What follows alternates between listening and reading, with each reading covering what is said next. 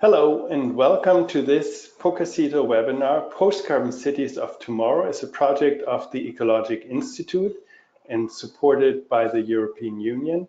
My name is Max Grünig with the Ecologic Institute, moderating here today this session of POCACITO. I'm very excited to have here with us Jason Morenikeji from the Urban Farming Company.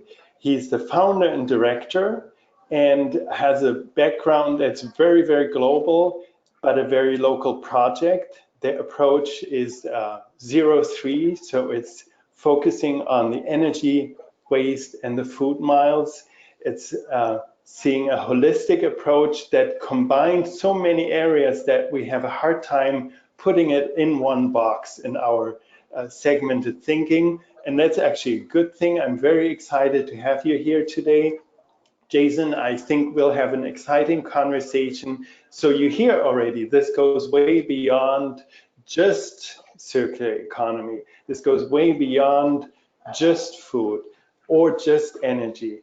And so this is the kind of thinking we need today. So glad to have you here. Jason, we'll have first some introductory remarks, and then as usual, we'll have a conversation. I also invite all the participants to ask your questions. You can, as always, do this in various ways. There is a chat function, there's a question pane, and you can also raise your hand. If you can't find any of these means, don't despair. You can always email us with questions later on, and we'll follow up on them as well. So now, let's not waste any more time, and I'll hand over to Jason. Jason, welcome, and thank you for joining us today. Hello there, Max. Thank you very much for a very warm and focused introduction. So that's great. And like you said, I'll go through just a general introduction, and I'll show a few slides. I'll introduce myself, and that'll go on for about 10 minutes, I think. And then we can open up as you suggest.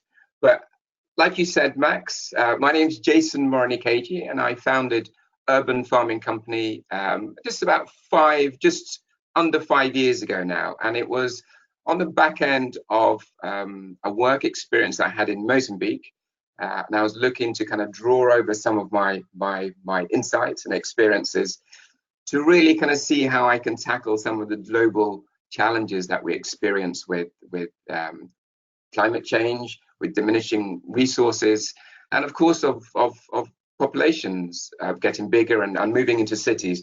And so, like you suggested, so this was a bringing together of these interlinked issues that are having such big impact on the world around us. So I'll just go through a few slides, and then hopefully there'll be some questions at the end. So just bear with me. Okay. We know there's problems with our waste system, and as with all centralized systems, there's many. Jason, just sorry, yes. We can't see your screen at the moment. Okay, just bear with me. Sorry for interrupting. Okay, how does that look? Here we go. Thank you. Perfect. Okay, and so as we know with centralized systems, they're incredibly large and generate lots of money through economies of scale. But because of the way that these systems operate across the world and globally, there's a massive structural waste, and we all know the figures. Is it 32% of all food that we produce is wasted, and that's pretty shocking, because there's an embodied carbon footprint of all the fertilizers that go into producing the food, the cold chain to keep produce refrigerators as it's shipped around the world. It's the packaging to shift it into the supermarket, and from the supermarket into your home. It's this whole infrastructure that has this carbon footprint. And as a result, I think the figures were it's 7 to 10 calories of fossil fuel to produce 1 calorie of food. And just those very figures really show that it's not the best solution really to really kind of tackle some of the issues that we're having. And so this project that I'm going to go through, called 0-3, is an attempt to really address and change the way that we see how food is grown. And the way that I've done that is to really look at how we can shift the complete system around. So now we use a centralized system. Is it possible to use a decentralized approach to grow food? Or could we use a decentralized approach to take food waste, to produce energy, to produce food? And this is a really interesting perspective, because what you're doing, you're using the circular economy to really bridge disconnections within that food, energy to waste loop. And that's the crux of what we're all trying to do really within the field of low carbon or sustainability or future cities. Really kind of join these interrelated elements together so we get the best advantage. And one of the ways I've done that is through a system called economies of scope. And that works by really working in a different way from the way that economies of scale work. So economies of scale, if you have lots of different things going on at the same time, is it possible that one output from one process benefits another? And if it does, and that's where you have this economies of scope. And to really dig into how that could work, I've created this concept called 03. It's not just a concept, but it's something that's been developed technologically. And this works on a principle of industrial symbiosis. And that's not very difficult to understand, because it's how nature works.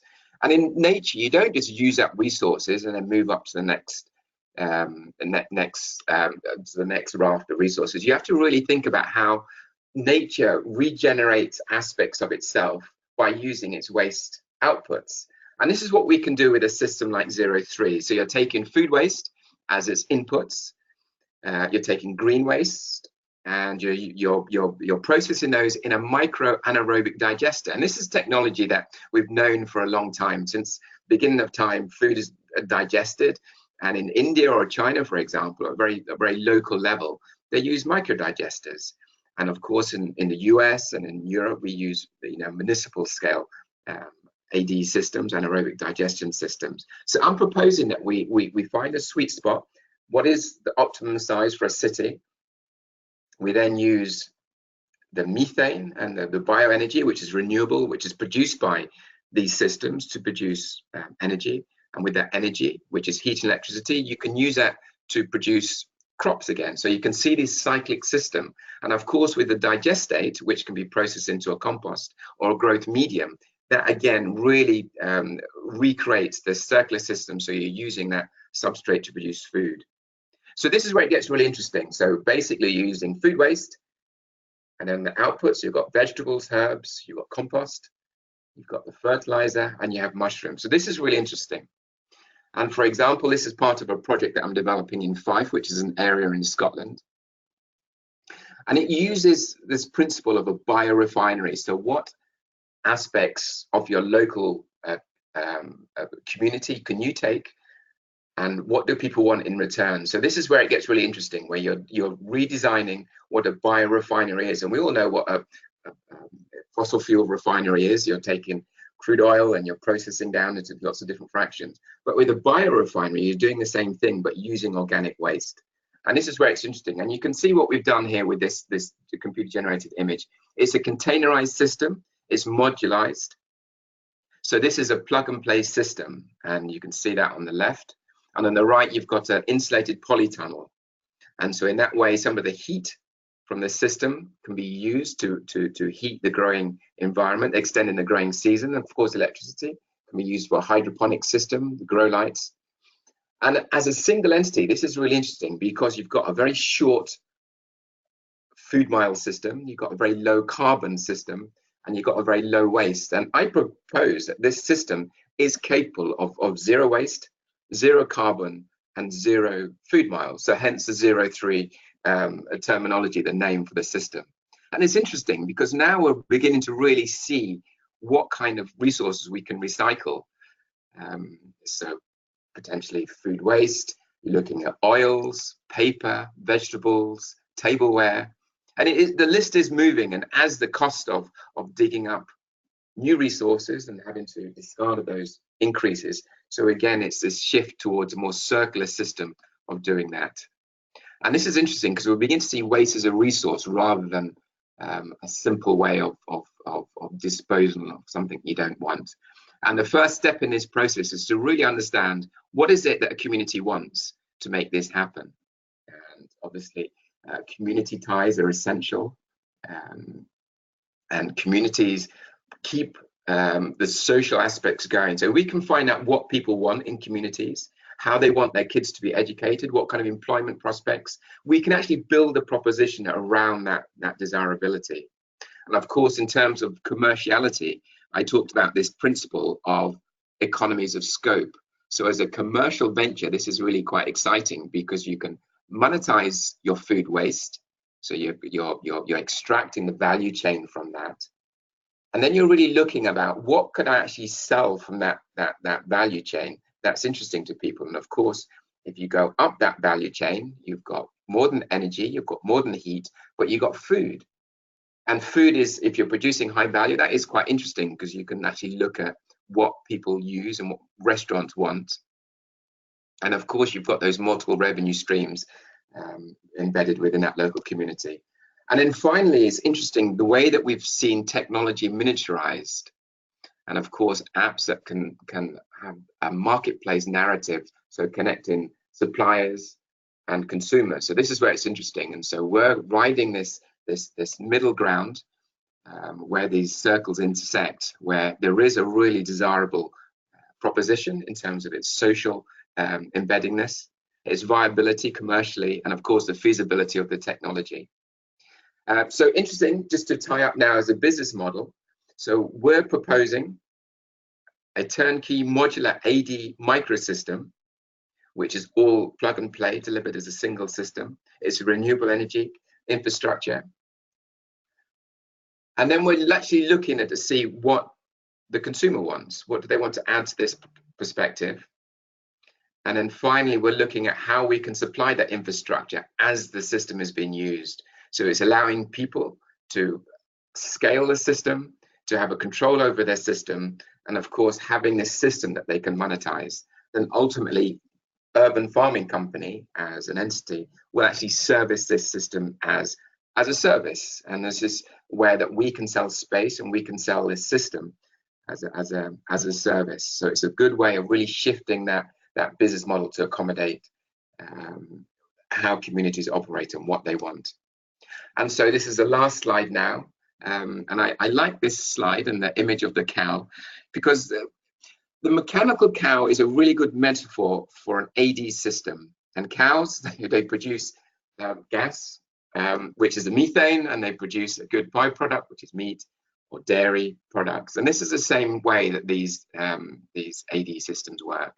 So you feed the cow food waste, and then you get these benefits from it. And it's all about looking after that mechanical cow and see how it goes. So overall, Urban Farming Company will be the first to market for a number of proposed sites in Copenhagen and in Scotland. It's a really good way of decentralizing food waste. Economies of scale is a really interesting economic model that we can use. And of course, looking at the circular economy, it's a really good way of extracting valuable nutrients and energy from products that we traditionally landfill. They do that in Scotland and in the US. And of course, in return of investment, it's not just necessarily looking at the cost benefits, but looking at how that actually helps the community. If it's a school that's visiting the site and seeing how their food is being processed back into food again, naturally, and that's really interesting, and how you can encourage food entrepreneurs to kind of ride that wave and see these small scale decentralized systems as a viable future option that are viable and sustainable for future generations. So overall, that just gives a little bit of a snapshot of the 03 project and some of the potential that could come from micro AD systems and the emerging technology that embodies. Thank you very, very much, Jason. That's very impressive. And I think I had so many moments when I thought, oh, we should talk more about this.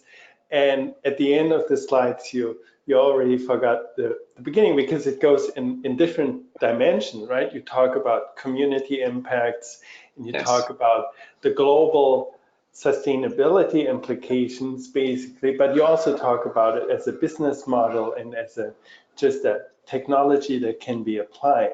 So let me ask maybe a very bland question right away. You said it's turnkey ready. So if I'm now, say, a municipality or a local investor or a co-op or something, and I think, oh, we want to have that. Can I go and buy this basically, or order this, or how far are you in the development process? Good. Yes. So we're advanced. We're at the prototype stage now. But it must be, if we kind of just zoom out for a little bit, and so I say I work in innovation, waste management innovation. And innovation is an interesting word because what it's doing is actually seeing how systems can work in different ways. And often that's all about bringing these different elements together and seeing how these different elements that exist in their own entity, but they have a different output. And so the innovation from this project comes from using existing technology. So so we're not doing anything which is equivalent to rocket science. We're not developing a new clean tech. So it's really using robust existing traditional technology and just applying them in a really logical and easy to administer form. And so your first question, how long would it take to, or what kind of process would it involve to look at this? We could have this running within 6 months, and that's because we're just bolting together existing systems. So we take a supplier that produces containerized anaerobic digesters. We're using a supplier that uses insulated greenhouses, and we're using another supplier that has a process to convert digestate into a growth substrate for plants and mushrooms. So you can see we're not doing anything that needs research, that has an unknown. It's just about having a systemic approach where the different elements fit together in a way that's not going to cause any challenges down the line. Because when you manage innovation projects, it's the unknown that's a little bit scary, and this pathway that I've taken, there is many unknowns, and you have to embrace the ambiguity of trying to monetize or commercialize something that hasn't been done before. But for a project like this, where you have cities, there's a clear problem, there's legislation, there's laws, there's all these different issues that are really encouraging cities to become more sustainable. It does make sense to use a system that is small scale, that fits with how cities operate and how they want to manage their waste and become more sustainable. Great. So you said you have this pilot in Copenhagen, which is Yes. the most advanced site in your program. So how many years or how long is it already in operation, and how the results? Just to cut you off, it's not operation, so the site hasn't been installed yet. And interesting with the project in Copenhagen, so let me just give a little bit more background on the project in Copenhagen. So the Copenhagen project evolved and emerged from a climate kick win. So we were fortunate enough to win a climate kick competition, and this was looking at a specific area in Copenhagen called South Harbour. And so the area had was socially disadvantaged, there was unemployment there, there was some green space, there was a school. And so all these different elements fitted together to kind of think, okay, this could be quite interesting. There's a green space, there's the kids that are enthused with interdisciplinary learning. And so the project now is going through planning.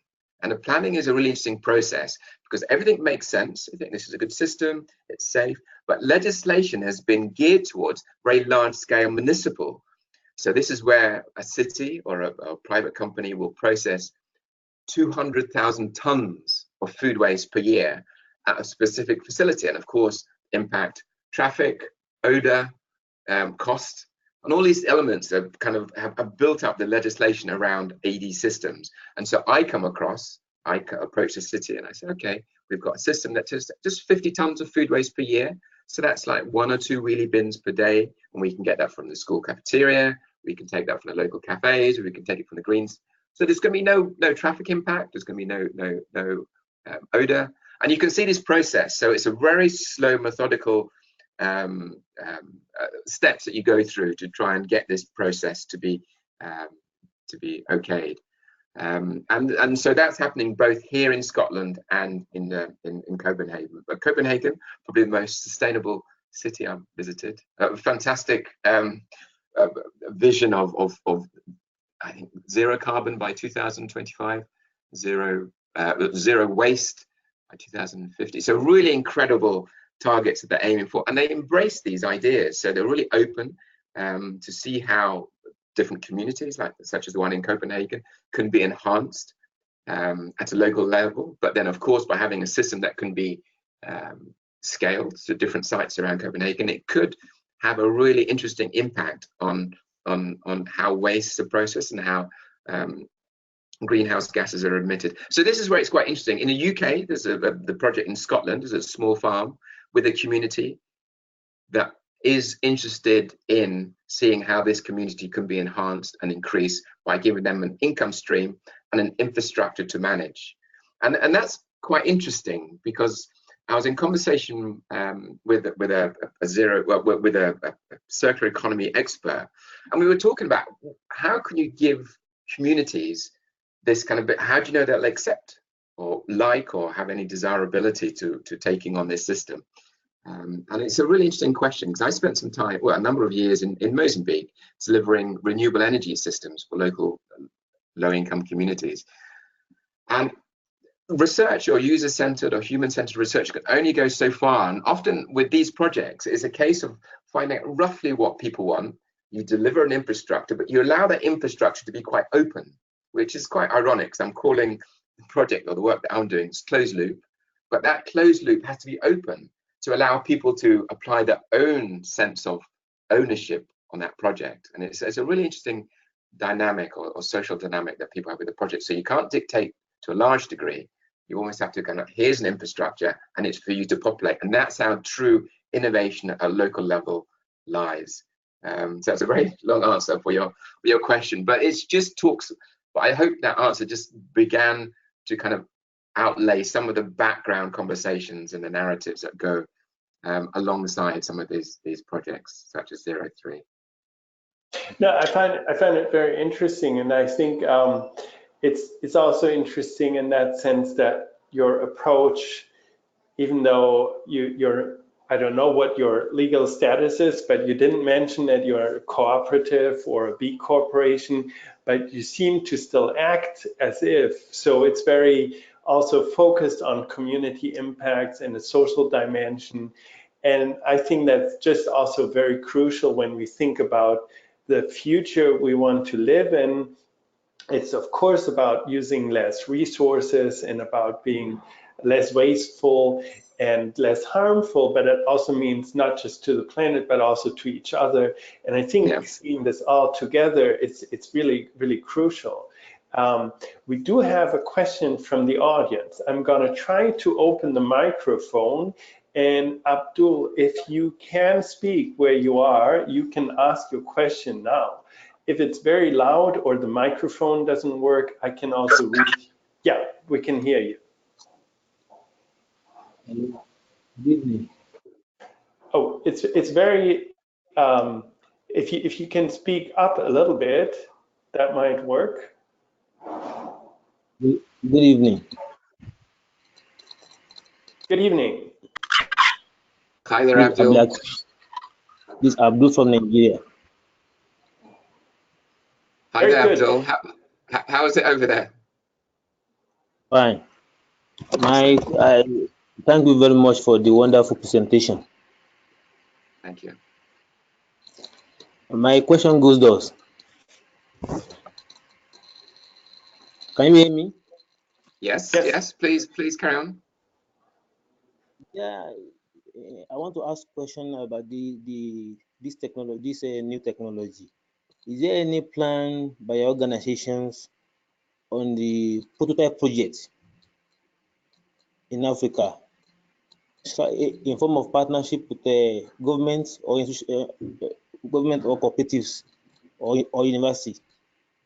I want to know if there is any plan to stage kind of a project to showcase in order to showcase the project to people in Nigeria.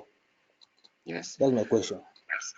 Okay, well, interesting. Well, in the UK, so just really covering off one of Max's comments. So the Urban Farming Company is a private company, so it's private ownership, and often that's a good process, or good way that the UK government uses UK funding to support private companies to look at projects outside the general field division.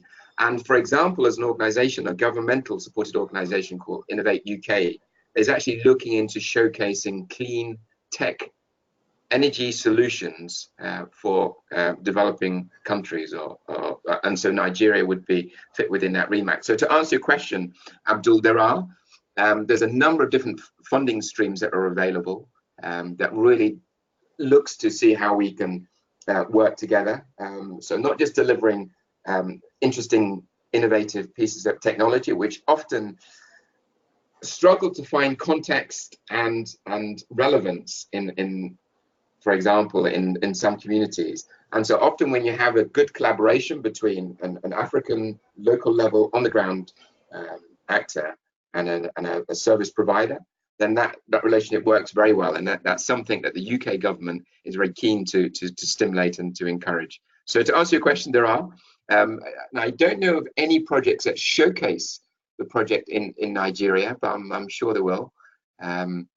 But also, Abdul, coming on to your point, you talked about being a new technology, and this is where it's interesting, because so anaerobic digestion it's not new at all, and I think you could probably go back hundreds of years and discover evidence of people using the principle of allowing food to degrade and capturing some of the methane that comes from that. For whatever reason, like I mentioned, in India, it's used across the board, but it's just now that the environmental shifts and a financial facility that allow, well, the change in technology that allows people to enter that field is reducing. So this is where it gets a little bit more interesting and potential for using for sites in across sub-Saharan Africa is very widespread. Does that answer your question, Abdul? Feel free to kind of contact me afterwards. I can share a number of different potential ways that projects can emerge. Abdul, if you said something, we couldn't clearly hear the response now. Okay. Thank you very much. Okay, you're welcome, Abdul. Well, great, excellent. So if you have more questions, feel free to ask them. You can raise your hand, you can type a question in the question pane, or use the chat function. I'll try to monitor all of them. And it is very interesting because, Jason, you said it's an old or an established concept. It's you mentioned not rocket science, just bringing all of this together in this very scalable modular system is the new product or the new concept. And I wanted to ask you about different climate zones, because you operate this now in, or you look at operating it in a European or even Northern European climate that's moderately mild. How does it work, for example, in a place that's either very cold in the winters, but also maybe more interesting, and that links also to that question about Africa. Yeah. How does it work in very hot climates? Is it still feasible? Is that something you look at? No, absolutely. It's more feasible to use a technology in a hotter climate than it is cold, because the essence, if you kind of really drilled into the technology and you have a big micro digester tank and you went into the tank, ultimately it all comes down to bacterial action. So you have bacteria that break down organic material, and this is what happens. It happens out there in nature. It happens everywhere. This is how we take energy from the sun, used by photosynthesis to grow mass, and that mass that then degrades back into a resource. Again, it's built up. So this continuous process is happening within the decomposition tank. And so if the temperature falls below a certain limit, then the bacteria get very slow, very lazy. They might die, and then your system is in trouble. And so what you have to do is use some of the energy, some of the heat that's produced from your anaerobic digester to heat up the environment. And so that sort of makes, yeah, you know, you're using some of your output to heat your system. So there's a efficiency coefficient related to that. But in African countries, Asian countries, you don't have that issue with making sure you maintain a certain level. And the fantastic thing about using anaerobic digestion in Africa is it's just the quantity of organic waste is phenomenal. And I've spent time in Mozambique, Nigeria, interestingly. My surname is Nigerian. And you just go to municipal waste dump, and I think I've seen the figures for, it's like 92% of the waste in municipal dumps is organic. And this is all the vegetable peels, all the organic stuff that's just thrown, collected and thrown. And compare that to a European or a US landfill site, and you'll see there's the quantity of plastics, electronics that ends up in that waste stream. So it's really interesting how you can actually use this scale of technology in a developing country such as Africa, where you just see, you know, the vast quantity of organic waste that isn't being wasted, and it just degrades into a soil nutrient, hopefully, or it's burnt, which is very unfortunate. But there we go. So it's a really promising technology which will find a really good basis as cities get larger and need to become more efficient with different ways of clean technology. Great. I wanted to read out just another response from Abdul, because he just adds that he asks you to summarize this presentation, if you can, in PDF. And so also then I ask this now publicly, if you can share the slides and maybe some other information, we'll then post it to our website. Of course, only what you feel comfortable sharing, but I think this would be really interesting. No, I'm very, very open to that. This is just a small section of slides from a much larger presentation. So I would welcome to put on. There's a website that's got some information on there.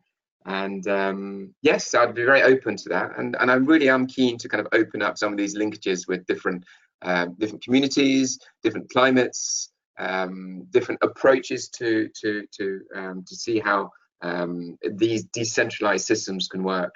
And some of the challenges that we seek now. And I spent a long time in Mozambique in East Africa, northern Mozambique, where electrification was very poor, some of the poorest in sub-Saharan Africa. And it's just how some of these new technologies just fit so well with some of the systems that work there. But of course, you need a little bit of research at the front end. What kind of waste streams is there available? Because it's all about feeding this mechanical cow, as I've been calling it, with good food. And then if you feed it good food, you'll get a good resource out of the back end of the system. But it's a really interesting technology, very simple, very transferable. So you can use it in Copenhagen, a very developed city and very sustainable. And on the other scale, you can use it in a very underdeveloped, very under-resourced community. But it's just looking at how you can take a waste product and then look at how you can monetize that waste. And it's something that we've been doing for a long time, and some societies are better doing than others. But this is a really good way of looking at that scale that works really well to do it, to benefit of whether it's private or communities. And communities is an ideal way to do it, because at every level you're looking to generate an income which keeps the system ticking over. But of course, once you've got the social aspect, the community aspect, and then of course you can open up to really kind of think about how you can incorporate into a school's curriculum, such as the project in South Harbour in Copenhagen. And then how you can really encourage that as well, because it's an interesting process. You're looking at food waste, you're showing kids how you can turn that into a plant that you can eat, which is quite surprising. And I know that in the UK we have some statistics that a national newspaper did a few years ago, and I think the results were is it 12% of kids under 12 knew that potatoes grew under the ground, and 26% thought that strawberries came from the fridge, and there was another shocking one. So these are all, you know, it's as we all, well, in my day you did grow something outside, but then that connection is lost. And with ready foods, with convenient cooking, with busy lifestyles, we often lose the connection with soils, with growing things. And so a project like this, 0-3, is a really good way of just refamiliarizing children where food goes, where it comes from, or waste goes, where that comes from. How is energy produced? How is it used? And this is a really interesting ecosystem where we see all these things going together.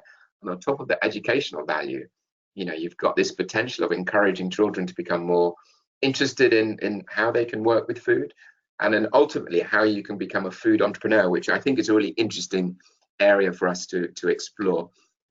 As we say, you know, the cost of food is dropping, even though a lot of people think the cost of food is too expensive when they go to the supermarket. But it's just this shift of perspective and how we can develop this closed loop system. So what are we feeding ourselves? What are we actively making ourselves, giving ourselves energy with? And of course, the healthier that is, and ultimately the healthier we are, our communities are.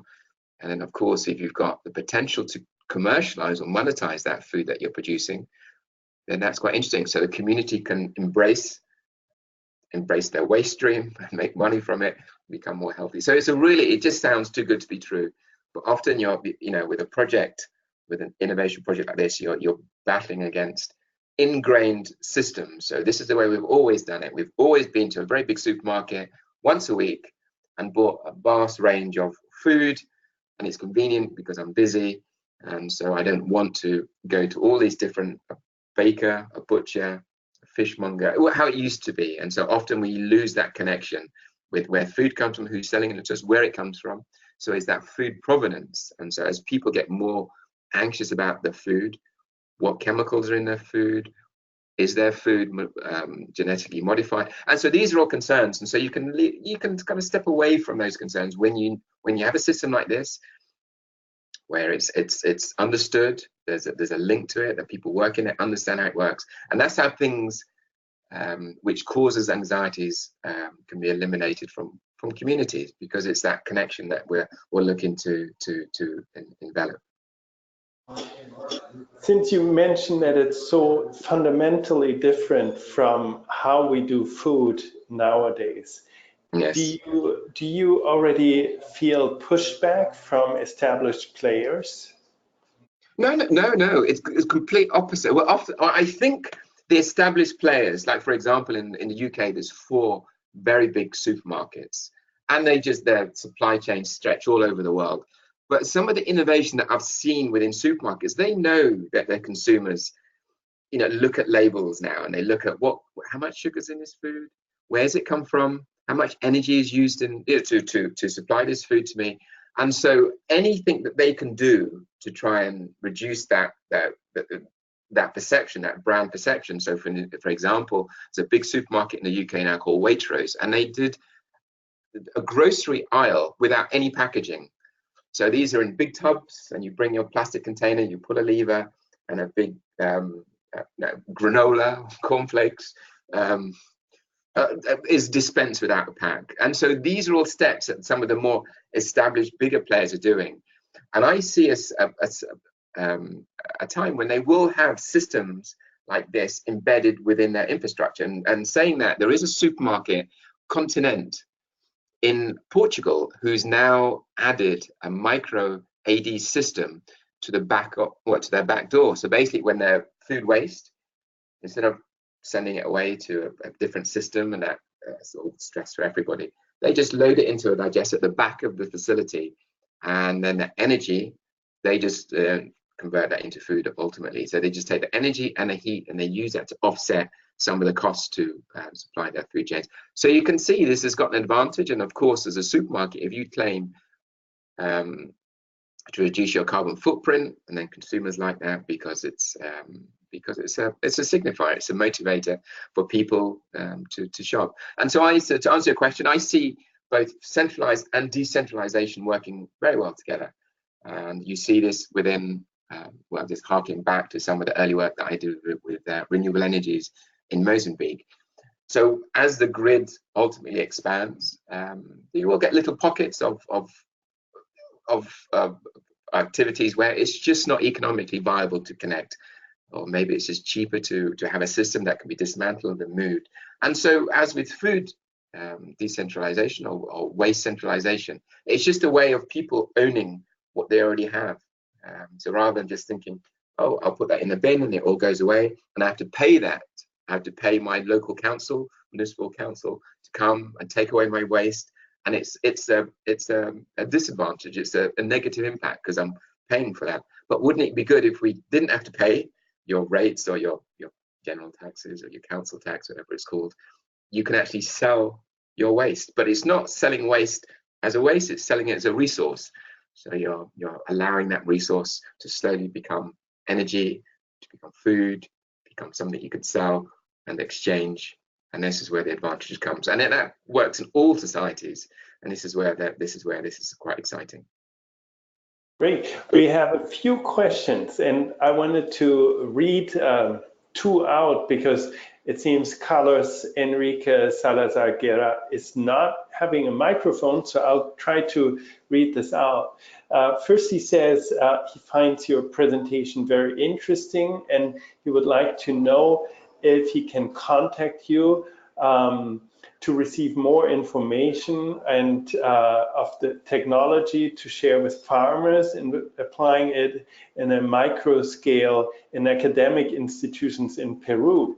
So I assume he's in Peru. So here we cross already the Atlantic. So okay. Very interesting. And he has a follow-up, and that's a question that goes back to maybe your first pilot site. How can we apply this technology to busy living in the cities? So and you mentioned this already, the lifestyle, we go to one shop, we want everything. Yeah. So two great questions, and there's more, so just starting with that. Okay, so I'll try and be quick. So thank you very much, Carlos and Enriquez, I think you said the name was. Yeah, so I would very much like to share further information. The more people that kind of really become entrenched with this technology, then the better. And yes, and was there, just remind me of the specific question. It was just about whether I would share them, which of course I will.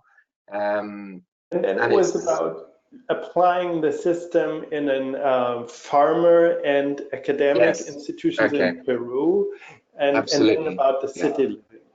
Yes. Well, interesting. Well, it's the most traction that microAD has had is through farmers, and farmers, they take the slurry from dairy cows, they put that into a big digester, which is just a big tank, a sealed tank. And of course, at the back end of that, they get energy, which they can use on site to offset the cost of diesel for their equipment, basically. And so farmers have been using small size AD systems for a while now. But as that technology gets smaller and as the business model innovation improves, then that's where it gets very interesting. And who owns the system? How can you monetize the system? That is very interesting. And so that would be the first step. But in terms of busy cities or how cities are growing, it's often we kind of cities are very organic in their growth. And there's this principle called urban metabolism, and this is a system. So as systems grow, they have to get better as they grow, and we kind of realize that. And we have these smart cities, and people know that you feed the city, and you don't have areas of the city that are not developing too well. And so systems like 03 are interesting because they do suit specific areas within cities where potentially there might be a campus, a university, a food producer, an industrial estate where there is organic waste. Or it could just be there's a food cluster, and a food cluster is just where there's a collection of restaurants, and potentially there's a really interesting exchange. I take your waste food, I can process it and grow food for you, and then give you back that product. And this is where it gets really interesting, where you have this really interesting exchange. And so everybody trusts each other because I'm taking your waste and I'm giving you food produce in return. And this works really well for busy cities, and local councillors and advocates of smart cities realize that it's little infrastructures like 03 that does encourage people to think, okay, so I'll bring my kids here at the weekend and they can see how, you know, where our garbage goes. Or I can be a, you know, I can produce, I'm trying to think of something off the top of my head now. In the summer, I produce a certain crop. It could be mangoes. And as these mangoes are peeled, there's lots of peelings. And so potentially that could work really well with a system like 03. So it all depends exactly what kind of structure you have in the city. But with a system like this, it needs to be organized. It needs to be managed. This is a living mechanical cow that needs to be looked after. And so it's not just one of these things like a solar panel, you put it on your roof and then making sure that, you know, it's cleaned and it just will function for the next 15 to 20 years. It's something that needs care. Robust care, so I'm not just saying it needs to be looked after, but you know, a daily feeding so there is some activities there, and as soon as you have a value chain or a monetary output, and that's where it gets quite interesting, because you're not relying on volunteers, you're relying on people who think, okay, so this is a good way for us to feed ourselves good food and make some money. Excellent. We do have another question coming in, and now we cross into North America. And so there's obviously interest too. There's also a lot of organic waste, a lot of food waste, but also other organic waste. And Alex Welton, if you are in a place where you can talk, then your microphone is open now. Hey, Jason, can you guys hear me? Hi there, Alex. I can hear you very well. Awesome. Max, good to see you again. Yeah, so my question kind of involves, it's on the same lines as the last one, but basically I live in a culture that's been ingrained since I've been alive and since, you know, most of my parents' years when they were alive, that our waste and our bio waste from, like, you know, our own human bodies is just out of sight, out of mind. We just put it in a bin, we flush it down the toilet, it goes away. We don't know what happens to it. What have you found successful in trying to implement or counteract or get over that mindset? Because we have not been successful even at like a community garden level. We have 13 community gardens here in Salt Lake, and we're all like-minded people, and we can't successfully organize a compost system. Wow. Yeah. Yes. So, well, it comes back down to human behavior. It's such a basic element, isn't it? And well, we can talk about this for ages, about evolutionary psychology and how we just have these embedded systems and ways of doing things. And that ultimately comes down to, it's an intergenerational thing. And this is where I really like projects to be embedded within schools, because you pick them young, and then you start to kind of, you work on the psychology at a very young age, that it's maybe not great to just flush everything down, because there's the ramification for that, or it's not good just to dig a large hole and shove things you don't want in the large hole and bury it and then leave it for someone else to deal with. But if now we could actually look at educational curriculums, or curriculi, I think it's the plural, and seeing how we could actually have a more tangible example of some of these educational elements, so kids, youngsters can just really understand how systems like this work. And then over time, and as the older and more entrenched people in there, you know, with the traditional line of thought, kind of superseded. I think that's a good way of saying it. So it's an ongoing problem. And you know, I had this with small scale renewables a while ago. It's in East Africa. Why would I want to get a solar panel system or a micro wind turbine that costs X amount when I can just buy a diesel generator, which is cheaper? And you know, and trying to explain the advantages of long-term thinking over short-term benefits. It's an ongoing challenge, and it will happen. You know,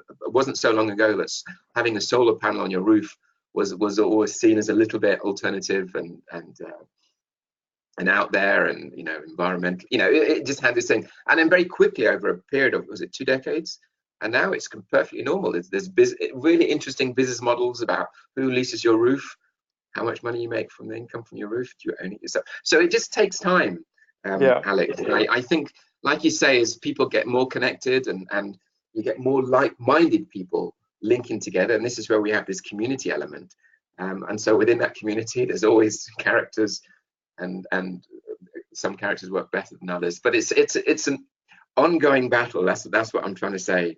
Behavioral change, whether it's I've always known that's an issue, and that's because we're just programmed to operate in this particular way, and the way that we do. And so to really kind of to pick a really small entity or a small group of people who are very like-minded and use that as a flagship, and that's often the way that innovation diffuses through community. So people can see, you can do demonstrations, and people think, okay, it wasn't as difficult as I thought it was, and then to embed that within a project. And I come from a design background, actually, an industrial designer. Industrial designers, you take various unrelated, well, not unrelated, but you take technology, you take a brand, you take consumer needs, you take commercial needs of the shareholders, and you try and mix it all together within a viable product, whether it's a pen, mobile phone, a service. And often it's the early stage research that you do. What do people really want? Well, they want to feel part of something. I live a long way from my family, and so you have to try and embed these really basic needs that people have. I need food. Okay, so we can potentially grow a little bit of food for you. I need to feel a sense of achievement. Okay, so a sense of achievement. So we can, and so it's all about just really kind of re-engineering a piece of technology, AD technology, as something that is on a really basic level, something that meets people's needs and will encourage them to change behavior. And I've been involved with freelance work, for example, that really kind of rides this journey of what is it that makes people appreciate a project and to become affiliated with a project, and what makes people just think, okay, this isn't for me, I'll just ride and continue doing what I've been doing. So it's an ongoing challenge, but it's that really the soft core aspects of a project that really makes it works, and that's a very human level, and that needs to come through with user-centered design or human-centered design. And there's design companies such as IDEO, for example, and they champion a process where they take, looking at early insights. What is it that people want? What are people's perception of food or processed food, unprocessed food? What is waste? Where does it come from? And just really understanding, and then you begin to kind of pull out and link those with a specific project.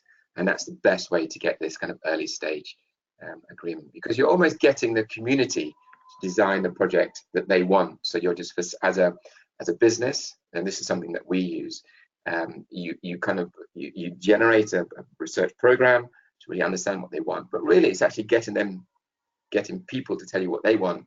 And as a service provider, you just allow that service to be there, and then so ultimately there's a good marriage between the two, technology and people, and that's critical. But it's a difficult challenge, and it doesn't matter who you are, whether you're Apple launching a new telephone, there's always this element of risk, or whether you're a bank launching a new service. Again, it doesn't matter how technically advanced your proposition is, sometimes it's just a really small factor that is the difference between a success and failure, and that can be helped through just good user-centered research.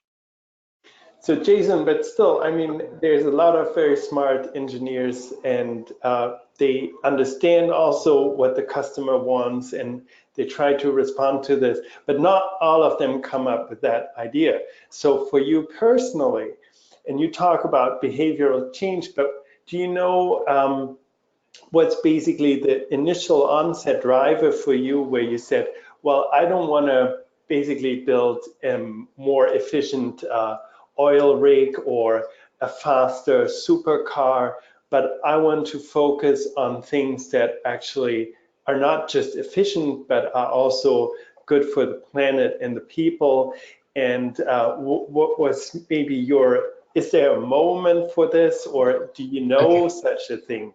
That's just yeah. Well, I come from a design background, and I've industrial designer, but ever since I can remember, I've wanted to be, well, it wasn't a designer then, it was an inventor. I just want to be an inventor at a very young age.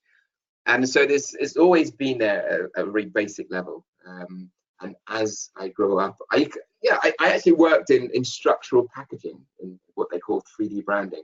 So as you walk into a very large supermarket, what are you presented with on the shelf? And that's something that I used to do.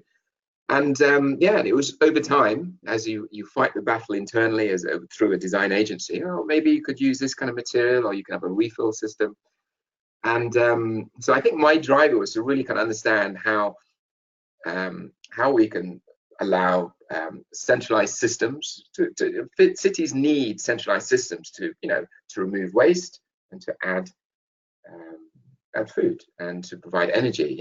These things have to exist in parallel. But as the technology improves, they become more sustainable. So I think for me, that the big shift was really understanding how cities work. And for a good solution for a city, you need to start to look at all these separate silos and different areas and see how they interact. Because our educational system, well, this is what you do, you're an engineer, this is what you do, you're a town planner. And often you sit within those different identities, different professions, and that's what you do. And often it's only through kind of really understanding what happens in this camp, or understanding how systemic design works, or how cities operate, or what cities are more successful than others, to allow that to happen. So just really coming back to the answer to your question, Max. So it's really understanding, so if something was to work or is to work, what does it need for that to happen? And it was just this slow kind of realization that there are these different elements of how wasteful is it, what kind of impact does it have environmentally, and what kind of pleasure does it give you? And for me, looking at systems, whether it's renewable energy system, a decentralized waste management system such as this, ultimately it's just to know that it does have this kind of impact, that there's ripple out. I think that's the best way to describing it. So it's not really a specific mindset or revelation that I had. It's just this slow process where you kind of realize that what will be successful, and which is a growing field, that does have an impact which is positive. Then 0.3 is that bill. No, I mean that's great, because that means that for you too it was a process and not a random event that you didn't control, but was actually a learning and thinking process. So that also gives hope that a lot more people will follow in this process, or that you can inspire more people to follow in that process. And yeah. Since we're almost at the end of our time, I want to say, of course, I hope that this webinar also kind of lures some people to follow this process, to inspire them. Of course, I assume that most people who were on the call now, they're already very convinced and committed, but still the approach is new in the sense of the offer of the scalable modular system. That's indeed very different from what we've seen. Alex just went with us to Germany, and we looked at anaerobic digesters, but they were indeed these huge infrastructures, and they were also standalone. Of course, they would use the methane, but they would not then create this closed loop system. So you lack this whole part where you also have then the community commitment, community integration was Absolutely. lacking.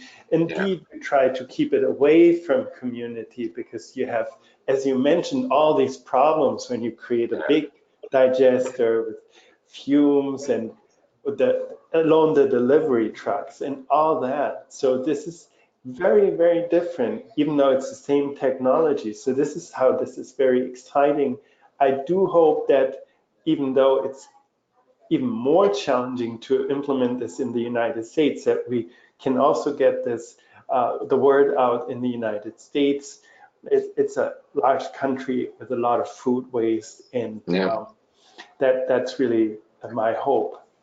So I want to really thank you for spending the time here with us, for also answering all these different questions. Also questions that go beyond the product and service you offer, that are maybe a little bit more personal, and so Right. sorry for No, fantastic. bringing that. Yeah. But it's really great, and I also want to thank all the participants, of course. And as you mentioned, you will share information. We'll put this on our website. This is great. I hope we can continue the conversation. We'll have, of course, more webinars coming up, and you'll see that in our next newsletter. And of course, also in-person events. I wish all of you a great rest of the day, be it now the morning if you're on the West Coast, lunch, late afternoon here, late afternoon, or the evening in Europe. So, or in Africa, it can be also a range of hours. So enjoy the rest of the day, and of course, eat healthy, local, and sustainable, and hope to see you next time soon again. Thank you. Perfect. Thank you very much for the opportunity, Max. Thank you, Jason. Take care. Bye-bye. Bye-bye.